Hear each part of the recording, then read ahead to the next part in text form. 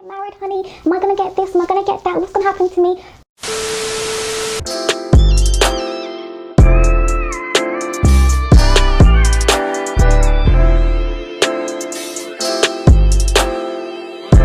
Welcome back to my YouTube. It is your girl Honey. Welcome back, people. And those of you who are new here, welcome. Make sure you guys hit that like, share, subscribe button. Should you guys wish to be notified first of my videos, click on that bell. Most of you are here because obviously you've seen the title of the video, and we are talking all about relationships today and marriages, because a lot of people are curious, will I ever get married, honey? Am I gonna get this? Am I gonna get that? What's gonna happen to me? So this is important. We need to talk a lot about what's happening with marriages. Jupiter is always going to be the first topic of conversation. Jupiter is our luck, blessings, gains, our optimism, our faith, and it's also all about expansion. We can link Jupiter to our partners, and most of the time it is in terms of husbands. From my research that I've done, when it comes to Jupiter, you need to clock his transits. You're someone who has Venus in Aries, for example. Jupiter might be making its way around your birth chart transit wise. Jupiter may be in Aquarius, then Pisces, now suddenly it's in Aries. Venus is our relationship desires, our self-esteem, value, worth, our sense of security. And it also links us to our relationships. So Jupiter is coming right over your Venus. And that's where we see that a relationship can form. You can meet somebody, you can get engaged, you can get married during that transit. And we can also see it in like a trine or a sextile, but when it's the conjunction, it's a lot more potent. The trine it's kind of potent. The sextile, not so much, okay, not so much. But the conjunction tends to be a lot more potent. Jupiter transits are amazing to look into when it comes to aspecting your Venus, which can indicate when you are going to get married. The next indication of how to find when you get married is you need to look into your annual profections. This is called a Time Lord technique, and it's another predictive way of using astrology. But to do this, you must use whole house signs. This is probably the most common system that I found when it comes to when people get married. When it comes to marriages, I always associate this with the 7th house, with Libra, with Taurus, with Venus, all of that energy. You have to look to see where is Taurus in your birth chart, where is Libra in your birth chart. But remember, I was saying you have to use whole house system to find this particular technique out. So for example, I have Libra in my 5th house, and the 5th house is the house of casual dating, romance, flings, self-expression, kids, etc. Now every single year we perfect into a new house. The second we're born, we are the 1st house. When we turn 1 year old, we perfect into the 2nd house. When we turn 2 years old, we perfect into the 3rd house, and so on and so forth. So by the time it goes all the way around, when you are 12 years old, you are expressing yourself through the 1st house. What we see is, depending on what that house's ruler is, will depend on what's going to happen throughout that year. And you have to look at the condition of the planet that is ruled by that house. If your natal placement is completely jacked up, this also depends if you are a day chart or a night chart. There's so much to go into, but I will talk about this in depth a bit more in a different video. On my 28th year, which places you in the 5th house, was a year that I met my boyfriend. And I have an exalted Venus. My Venus has only positive aspects to it. It trines my Jupiter. So that showed me that, potentially I could have met my husband that year. I did some research looking to other people in terms of when they met their husband. A lot of people met their husband on the year where they have their Taurus in that house or their Libra in that house, which means Venus is your chart ruler for the year.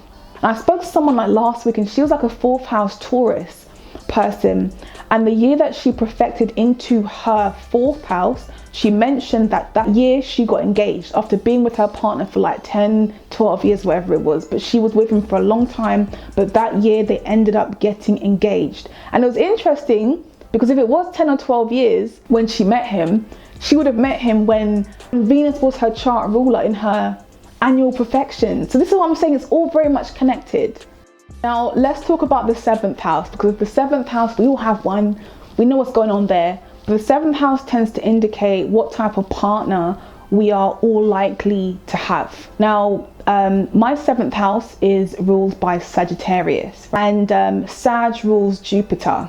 So I've now got to look in my chart, where's Jupiter, where's Jupiter? Got it, he's right there, sat on the 2nd house cusp. That would show me that, okay, I'm looking for a partner who is very financially secure, he's comfortable, but he's also very confident in his sense of security, his sense of self. He could be someone who has a lot of emphasis in his 2nd house, or with his Venus, or with his Taurus energy, things like that. So your 7th house will describe what kind of partner that you will have in the long-term, marriages, relationships, all of that good stuff. And that's what we find coming through with my chart anyway, the 2nd house. So you have to look at your 7th house ruler to get more of an understanding of your partner.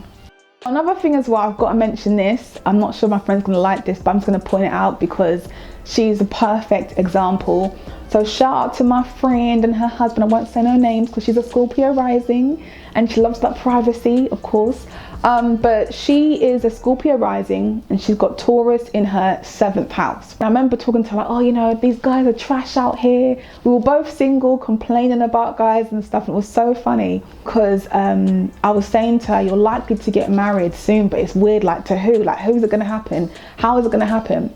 And she had Uranus just coming into her 7th house, right? But she was single. There was nobody around, literally no one around.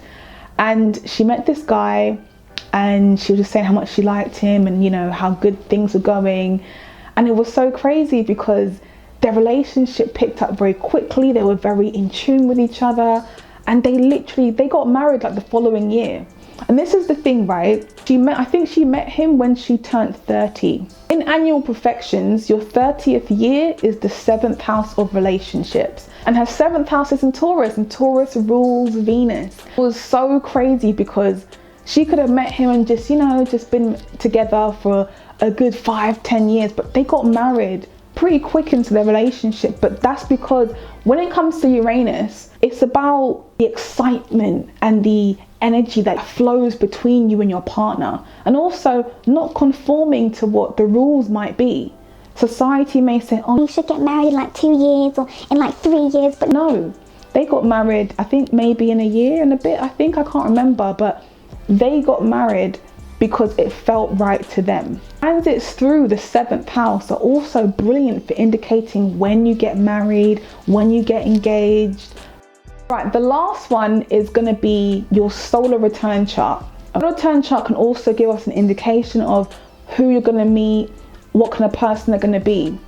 And what I like to see is like a new moon. So if you're going to have sun and moon conjunct in the 7th house, that is amazing. That shows, usually when I see that, to be fair, when I see that, I see someone who's migrating to a different country because the partner is there. We see taking the relationship a lot more seriously and going to a completely different country. Sometimes even Venus in here, because Venus is about you receiving a gift. I find Venus in the 7th house can show a new relationship forming, or even moon. Sometimes moon can show a new relationship forming, but it shows a change in the relationship, so maybe a relationship ending as well. It kind of depends. But if you have in your solar return chart, if you have planets squaring, right? So just entering into the 5th house but squaring energy in the 7th house, that does not show a relationship forming at all. No relationship. We just see that there are blockages of that happening because you may want more from your partner than he can give you at that time. Okay, people, that is my short list of the best placements for getting married or getting engaged or relationship forming.